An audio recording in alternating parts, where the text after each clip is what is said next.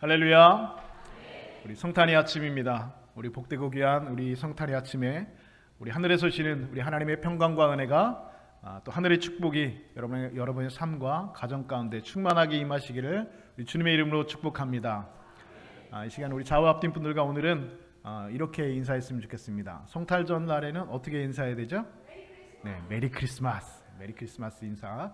우리 좌우 앞뒤 분들과 메리 크리스마스 하면서 함께 인사하겠습니다. 시작. 메리 크리스마스. 메리 크리스마스. 네, 기쁜 성탄절 아침입니다. 오늘은 우리 주님께서 태어나신 성탄을 기념하며 하나님을 경배하는 그런 날입니다.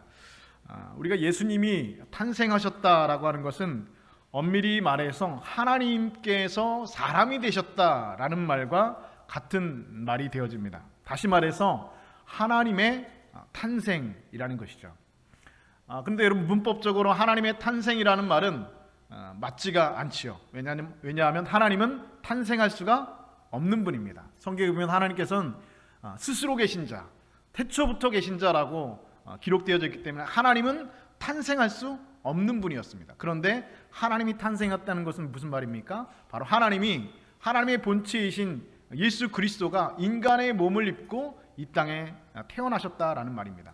그래서 예수님께서 세상에 오셨기 때문에 태어나셨다, 탄생하셨다라고 표현하는 것뿐이고, 사실은 하나님 자신이 이 세상에 사람의 몸을 입고 오신 사건이 바로 이 성탄이라고 하는 사건이 되어진다는 것입니다. 여러분, 이 불가사의한 이런 사건을 우리가 무슨 말로 설명을 하고 또 어떤 지식을 동원하고 연구해서 이해할 수가 있겠는가? 불가능한 일이라는 것이죠. 우리 인간의 지식의 한계로는, 우리 인간의 지혜의 한계로는 이것을 이해하기가 불가능에 가까운 것입니다. 신이 탄생한다? 이해하기가 쉽지 않다라는 것이죠.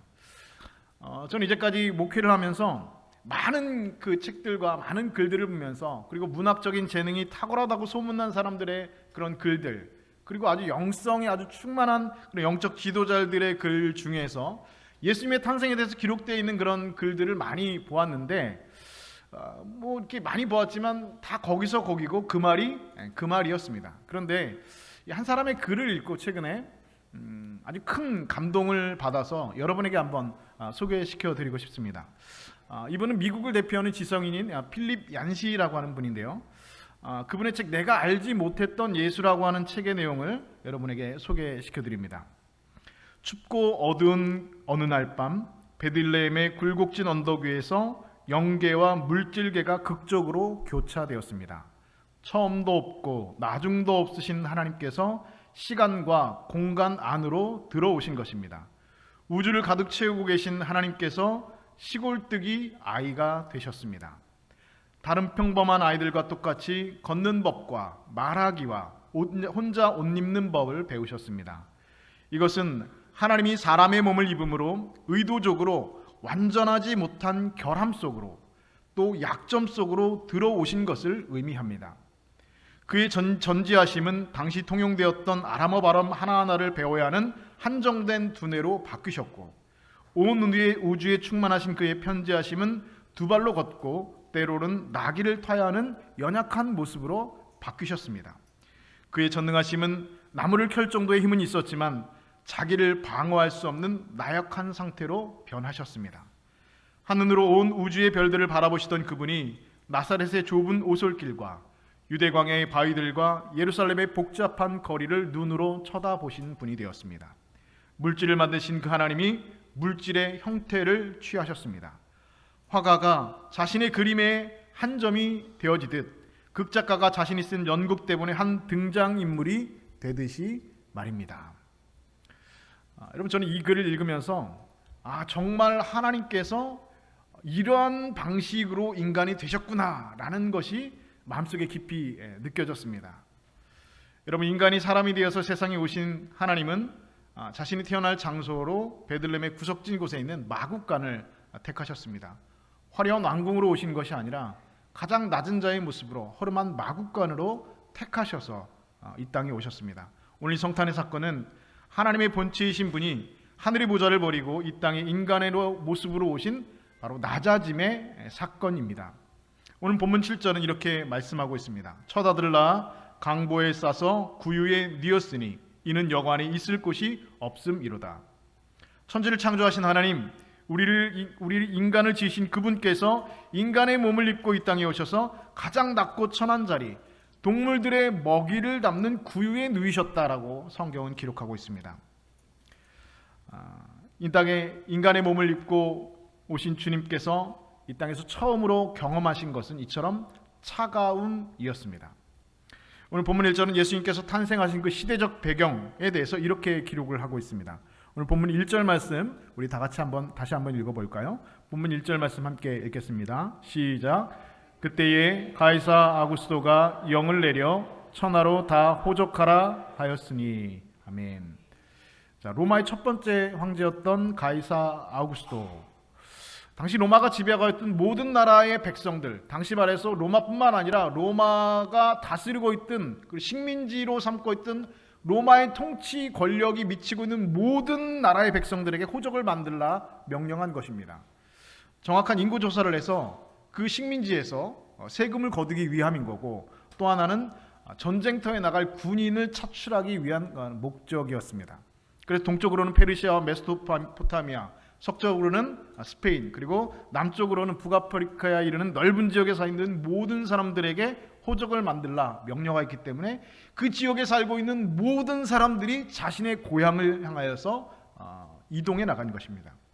이것은 여러분 우리가 알고 있는 민족의 대이동 수준이 아니라 당시 거의 전 세계 대부분 인구의 대이동에 가까운 것이었습니다. 우리가 추석날, 설날 민족의 대이동을 할 때에도 그와 같은 난리가 나는데, 이 작은 나라에서도 그런데 당시 전 세계를 지배하고 있었던 가장 강력한 제국 로마에 지배하여 있는 모든 나라들에 살고 있는 사람들이 자기 고향에 가서 호적한다는 것은 민족의 대이동 수준이 아니라 전 세계 거의 대부분의 인구의 대이동에 가까운 일대 사건이었습니다. 이런 와중에서 곧 세상에 태어날 아기에게 관심을 가지는 사람은 누구도 없었다는 것입니다. 그래서 예수님은 그 여관에 방 한 칸을 얻지 못하고 마구간에서 태어나셨고 구유 위에 누이셨습니다. 이 땅에 구주로 오신 예수님께서 처음으로 경험하신 것은 그래서 차가움이었습니다. 두 번째로 주님께서 이 세상에서 경험하신 것은 더러움이었습니다. 이 성탄절을 즈음해서, 크리스마스를 즈음해서 상점이나 쇼핑몰이나 백화점을 가보면 이 성탄절 장식들을 이렇게 해놓았는데, 거기에 써 있는 글씨를 보면 언제부터인가 메리 크리스마스라고 하는 단어 대신에 해피 홀리데이라고 하는 단어로 어느 순간 바뀌어진 것을 여러분 보셨을지 모르겠습니다. 그런데 이것을 관심 있게 보고 있는 교회 관계자들이나 그리고 목사님들이나 크리스찬들은 이것을 아주 눈여겨보기 시작했다는 것이죠. 성탄절은 다시 말해서 예수님의 생일, 예수님께서 오신 기쁜 성탄절, 메리 크리스마스라고 우리가 인사하는 것이 기독교 2000년 동안의 역사였는데, 근래에 들어서 이 메리 크리스마스라고 하는 말이 어느 순간 빠져버리고 해피 홀리데이, 다시 말해서 즐거운 휴일 정도로만 불려지고 있다는 것입니다. 이유가 있습니다. 그것은 바로 무엇이냐? 기독교인이 아닌 사람들이 메리 크리스마스라고 하는 그 단어를 보면 마음에 불편함이 있다는 것이죠. 거부감을 줄 수 있기 때문에 해피 홀리데이라는 말로 은근슬쩍 바꿔서 매창을 좀 올려보고자 하는 그런 속셈들이 있는 것입니다. 그리고 또 호텔이나 그런 쇼핑몰 같은 데 보면 그 예수님이 탄생하신 모습을 이렇게 꾸며놓은 그런 장식들이 있습니다. 요즘엔 그런 장식들도 많이 없죠. 산타클로스 할아버지라든지 루돌프라든지 이런 것들이 성탄절의 주인공으로 바뀌어버린 지 정말 오래되었습니다. 그래도 조금이나마 양심이 있는, 그리고 백화점 주인이 기독교인인 경우에는 예수님의 탄생 장면을, 구유에 누이신 그 장면을 재현해 놓은 그런 모습들이 가끔씩 있습니다. 그런데 자세히 보면 예수님께서 누우셨던 그 구유를 황금색으로 칠해져 놓은 것을 본 적이 있습니다. 그러나 여러분, 예수님께서 누우셨던 구유는 사실은 무엇이었습니까? 동물의 여물통이었습니다. 악취가 코를 찌르고 더럽기 짝이 없는 것이었습니다. 이렇게 이 땅에 구주로 오신 예수님께서 두 번째로 경험하신 것은 바로 더러움이었습니다. 세 번째로 주님께서 이 세상에 오셔서 경험하신 것은 고통이었습니다.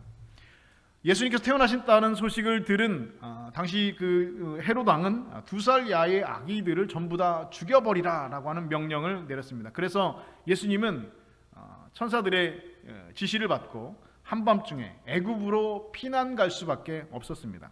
당시 그 베들레헴에서 애굽 국경까지의 거리가 여러분 한 얼마 정도 된다고 여러분 한번 상상을 해보셨습니까? 그러니까 예수님께서 피난 가신 그 거리가, 그러니까 베들레헴에서 태어나셔서 애굽 국경까지의 거리가 직선 거리로 157km입니다. 그런데 국경만 건너면 끝나는 것이 아니잖아요. 거기에서 그 국경을 넘어서 300km를 더 가야지 그 당시 유대인들의 정착촌이 있는 날강 주변에 이룰 수 있다는 것이죠. 그래서 157km에 300km를 더하면 바로 475km, 그 거리를 예수님께서 피난을 가신 겁니다. 서울에서 부산까지의 거리가 460km니까 서울에서 부산까지가 넘는 거리를 차를 타고 간 것도 힘든데 도보로 걸어서 피난길에 오르셨다는 것입니다. 아무것도 가진 것이 없이 급히 애굽으로 피난 가셔야 했습니다. 요셉과 마리아에게도 물론 고난의 길이었습니다. 상상해 보시죠. 애를 방금 출산하고 그 애를 낳자마자 바로 나귀에 올라타서 470km를 이동을 한다? 상상하기 힘든 일이죠. 상상하기 어려운 일입니다. 마리아에게도, 그리고 그 마리아를 함께 가고 있는 그 아버지 요셉에게도 고난의 길이지만 아기 예수님에게도 역시 그 길은 고통스러운 길이었습니다. 여러분, 이렇게 이 땅에 구주로 오신 예수님께서 세 번째로 경험하신 것은 바로 이러한 고통이었습니다. 그럼 주님께서 하늘의 보좌를 버리시고 이렇게 차갑고 더럽고 고통스러운 세상에 오신 이유가 무엇일까? 하나님 우리를 만드신 분입니다. 하나님 우리를 하나님의 형상대로 창조하셨습니다. 하나님 그래서 우리를 하나님 곁에 가까이 두시고 사랑하시기를 원하셨습니다. 하나님이 갖고 계신 것을 다 함께 누리고 영원히 하나님과 함께 살기를 원하고 에덴이라고 하는 것을 베풀으셔 그곳에 살기를 하나님께서는 원하셨습니다. 그런데 인간은 하나님의 자리를 탐내어서 인간의 욕심으로 말미암아 하나님과 같이 데려가는 욕심으로 하나님을 배신하였습니다. 그 결과 고통 가운데 살다가 흙으로 돌아갈 수밖에 없는 그런 존재로 타락하고 말았다는 것이죠. 그럼에도 불구하고 여러분, 하나님은 우리 인간을 버리지 않으셨습니다. 계속해서 구약 성경은 그렇게 인간을 하나님을 배신하고 하나님을 떠나버린, 하나님을 떠나고 죄악 가운데로 나아가버린 인간을 부르시는 애절한 하나님의 목소리들로 가득 차 있습니다. 이사야 55장 7절에 이렇게 말씀합니다. 악인은 그의 길을, 불의한 자는 그의 생각을 버리고 여호와께로 돌아오라. 그리하면 그가 긍휼히 여기시리라. 우리 하나님께로 돌아오라. 그가 너그럽게 용서하시리라. 계속해서 이사야 44장 22절은 또 이렇게 말씀합니다. 내가 내 허물을 빽빽한 구름같이 내 죄를 안개같이 없이 하였으니 너는 내게로 돌아오라. 내가 너를 구속하였음이니라. 스가랴 1장 3절도 말씀합니다. 만군의 여호와께서 이같이 이르시되 너희는 내게로 돌아오라. 만군의 여호와의 말이니라. 그리하면 내가 너희로 돌아가리라. 만군의 여호와의 말이니라. 이토록 구약 성경 곳곳에서 하나님께서는 그 사랑하는 인간에게 내게로 돌아오라라고 호소하시듯 말씀하셨습니다. 한 번, 두 번 말씀하신 것이 아니라 계속해서 반복적으로 너는 내게로 돌아오라, 너는 내게로 돌아오라라고 말씀하셨습니다. 수많은 선지자들을 통하여서 그 하나님을 배신하고 떠나간 인간들을 향하여서 너희가 돌아오려거든 내게로 돌아오라라고 하나님께서는 말씀하셨습니다. 그러나 그렇게 애타게 부르는 하나님의 음성에 귀를 기울이는 사람은 아무도 없었다라고 성경은 기록합니다. 이사야 50장 2절은 이렇게 말씀합니다. 내가 봤어도 사람이 없었으며 내가 불러도 대답하는 자가 없었음은 어찌 됨이냐. 호세아 11장 7절은 또 말씀합니다. 내 백성이 끝끝내 내게서 물러가나니 비록 그들을 불러 위에 계신 이에게로 돌아오게 할지라도 일어나는 자가 하나도 없도다. 예레미야 7장 13절은 또 이렇게 말씀합니다. 내가 너희에게 말하되 새벽부터 부지런히 말하여도 듣지 아니하였고 너희를 불러도 대답하지 아니하였느니라. 그래서 결국 이 모든 일들을 하나님께서는 마치시고 400년을 침묵하신 후에 하나님께서는 우리에게 직접 오셨습니다. 창조주가 피조물을 아무리 불러도 대답이 없자 이번에는 창조주가 피조물의 몸을 입고 이 땅에 오신 것입니다. 한방눈이 펑펑 쏟아지던 어느 날 어떤 사람이 성탄 예배를 드리고 집으로 가고 있었습니다. 그런데 아직 믿음이 깊지 않았던 그 사람은 성탄절 예배 중에 목사님 설교 중에 하나님이 인간이 되셨다라는 그 말이 도무지 마음속에 믿어지지가 않았습니다. 어떻게 신이 인간이 될 수 있느냐? 어떻게 신이 인간의 몸을 입고 이 땅에 올 수 있느냐? 그 설교가, 그 목사님의 설교가 도무지 마음속에 믿어지지가 않았다는 것이죠. 그런데 집에 가까이 왔을 때 몇 마리 새들이 비틀거리면서 눈 위에 있는 것을 발견하게 되었습니다. 며칠 동안 쌓인 눈 때문에 먹이를 찾지 못한 새들이 굶어 죽어가고 있었던 것이죠. 그래서 그 모습을 본 그는 그 새가 너무 불쌍하게 여겨서 얼른 집으로 들어가서 먹이를 그 새들에게 가져다 주었습니다. 그런데 그 새들은 가까이 다가가는 그 사람에게 자기를 해치려는 줄 알고 날지도 못하면서 힘을 다해서 도망쳤다는 것입니다. 그는 실망해서 그 새들에게 이렇게 소리쳤습니다. 얘들아, 나는 너희들을 해치려는 게 아니야. 이 먹이를 먹지 않으면 너희들은 굶어 죽는다고. 그리고 그는 그렇게 도망가는 새들의 뒷모습을 보면서 이어서 혼잣말로 이렇게 중얼거렸다고 합니다. 아이고 이놈들아, 내가 이걸 너희한테 어떻게 이해시킬 수 있겠니? 내가 새가 되질 않고서는. 그 다음 순간 그는 그 자리에 주저앉고 말았다고 합니다. 그래, 맞구나. 하나님께서 우리에게 살 수 있는 길을 가르쳐 주시기 위한 방법은 하나밖에 없었구나. 그것은 바로 하나님이 인간이 되시는 것. 그 방법밖에는 없었구나라는 사실을 그는 그 자리에서 깨닫게 되었다는 것입니다. 여러분, 성탄은 하나님께서 인간이 되신 날입니다.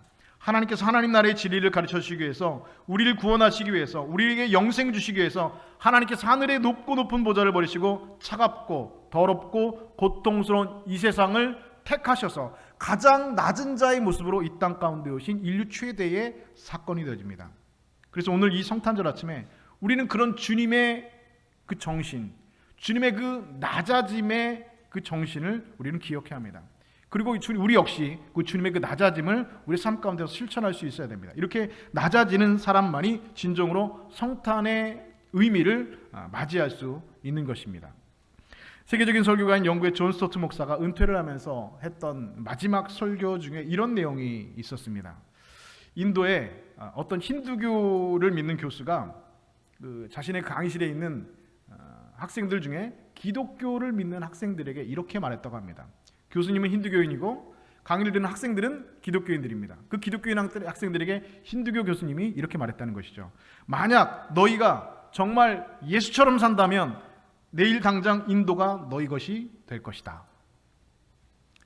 여러분, 우리가 이 땅에 성탄의 소식을 전하는 방법은 여러 가지 방법들이 있습니다.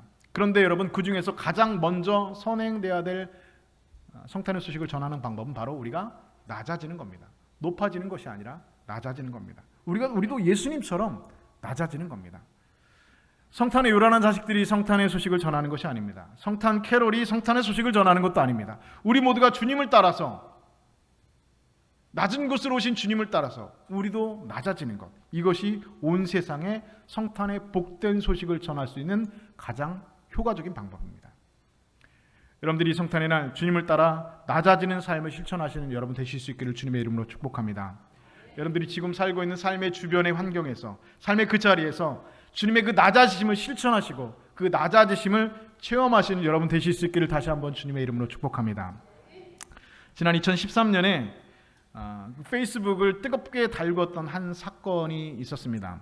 2013년 성탄절 주일에 미국에 한 교회가 있는데, 이 교회가 한 10,000명 정도 모이는 대형 교회였는데, 그 교회 앞에 한 노숙자가 어슬렁어슬렁 그 교회 앞을 왔다 갔다 했다라는 것이죠. 수많은 사람들이 그 노숙자 앞을 지나서 교회로 예배드리기 위해서, 성탄절 예배를 드리기 위해서 들어갔지만 그에게 말을 걸어온 사람은 단 3명밖에 없었다고 합니다. 그 노숙자의 사진이 페이스북에 공개되었는데요, 바로 이 사람입니다. 예레미야 스티펙이라고 하는 남자인데, 그는 바로 누구였냐? 바로 그날 그 교회의 새로운 담임 목사로 부임하기로 되어져 있는 사람이었다고 합니다. 근데 여러분 깜짝 같죠? 이분이 목사님이라고 하면, 새로 부임하는 담임 목사님이라고 하면 여러분 믿으시겠습니까? 얼마나 분장을 잘하셨는지 몰라요. 스티븐 목사는 교회로 향하는 교인들에게 이렇게 말했다고 합니다. 내가 좀 배가 고프니 며칠 굶었는데 음식을 좀 사려고 하는데 잔돈을 좀 주십시오 라고 구걸을 시작했다고 합니다. 그런데 어느 누구도 그에게 관심을 가지지 않았습니다. 그리고 예배 시간이 되어서 스티븐 목사는 예배당 안에 맨 앞자리에 나가서 예배를 드리려고 했는데 불행하게도 예배 위원들에게 쫓겨나서 사람들의 차가운 시선을 받으면서 예배당 맨 뒷자리 구석으로 쫓겨나서 예배에 참석할 수밖에 없었다고 합니다. 이윽고 목사가 설교할 시간이 되었고 예배 인도자는 새로 부임하는 예레미야 스티펙 목사님을 소개했습니다. 그리고 맨 뒷자리에 앉아있던 스티펙 목사는 노숙자의 차림 그대로 아주 천천히 뒤에서부터 오랜 시간 동안 걸어나와 그대로 강대상 위에 올라와서 노숙자의 복장 그대로, 수염하지 않은 목장 그대로, 세수하지 않은 얼굴 그대로 그 자리에 서서 강단에 올라왔다고 합니다. 순간 전 교인들은 경악을 금치 못했다고 합니다. 회중 속에는 하라고 하는 긴 탄식 소리와 전 교인이 그 순간 오마이갓이라고 하는 비명소리로 예배당이 넘쳐났다고 합니다. 그리고 그는 노숙자 차림 그대로 강대상에 서서 마태복음 25장 31절부터 40절까지를 그대로 읽어 내려갔습니다. 내가 줄일 때에 너희가 먹을 것을 주었고 목마를 때에 마시게 하였고 나그네 되었을 때에 영접하였고 여기 내 형제 중에 지극히 작은 자 하나에게 한 것이 곧 내게 한 것이니라.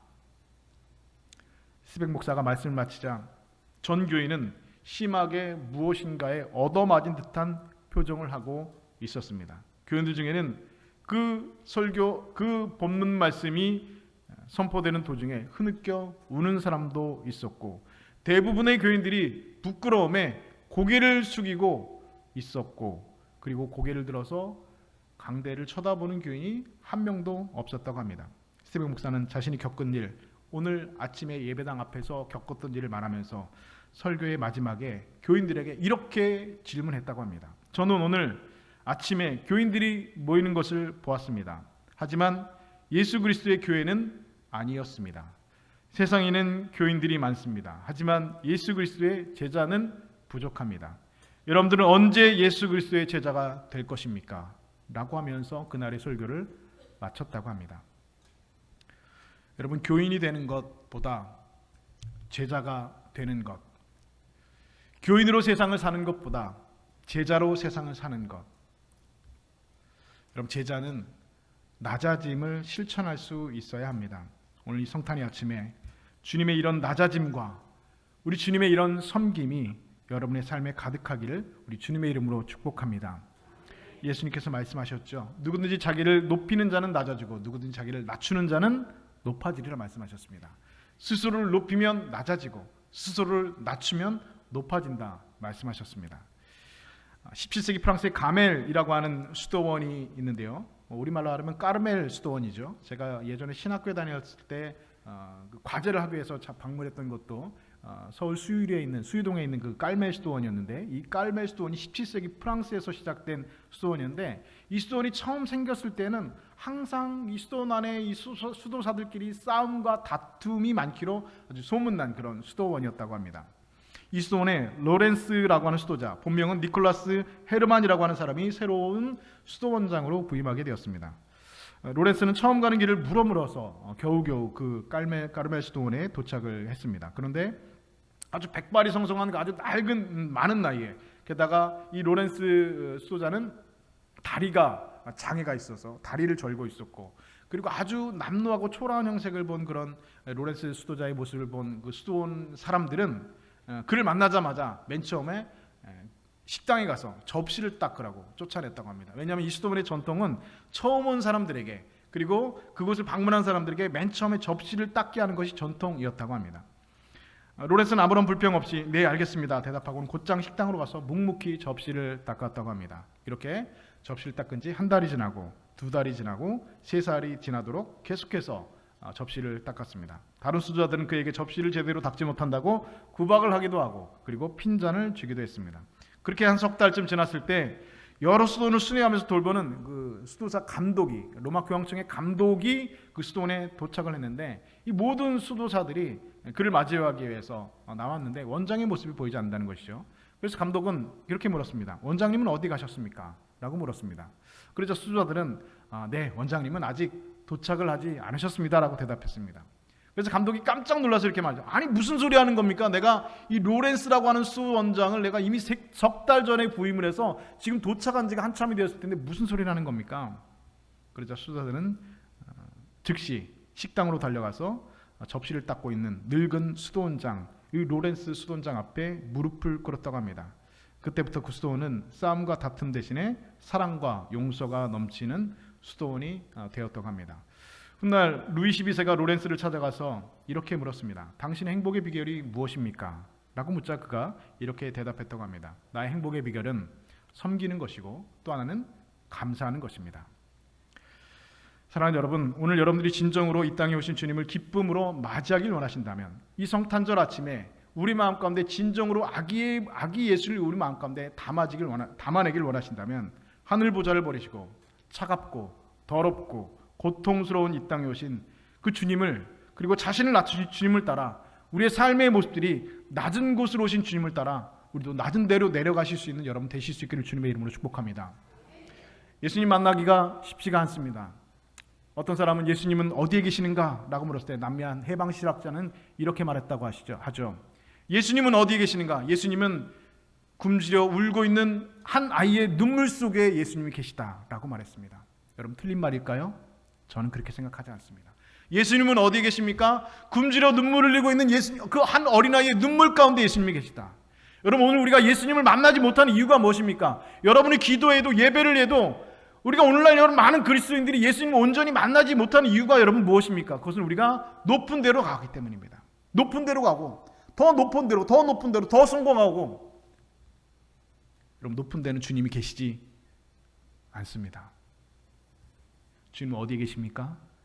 주님은 낮은 곳에 계십니다. 춥고 배고프고 차갑고 더럽고 고통스러운 그곳에 주님께서 계십니다. 주님을 만나기를 원하신다면, 주님을 여러분 우리가 담아내기를 원하신다면 여러분 낮은 데로 가셔야 됩니다. 낮아지셔야 됩니다. 높아지려고 하면 여러분 주님을 죽을 때까지 만날 수 없습니다. 왜냐하면 주님은 높은 데 계시지 않고 지금도 낮은 곳에 계시기 때문입니다. 이번 성탄절은 정말로 주님께서 낮은 데로 오신 그 주님을 우리 마음 가운데 깊이 묵상하며 주님께서 여러분의 마음 가운데 들어오실 수 있도록 우리의 마음을 겸손히, 우리의 마음을 낮추고 예수님의 그 성탄의 사건을 우리의 삶의 기적으로 만들어내실 수 있는 그런 평강의 왕으로 오신 주님이 여러분의 삶의 평강의 삶을 이끌어낼 수 있는 복된 성탄절 다 되실 수 있기를 우리 주님의 이름으로 간절히 축원드립니다.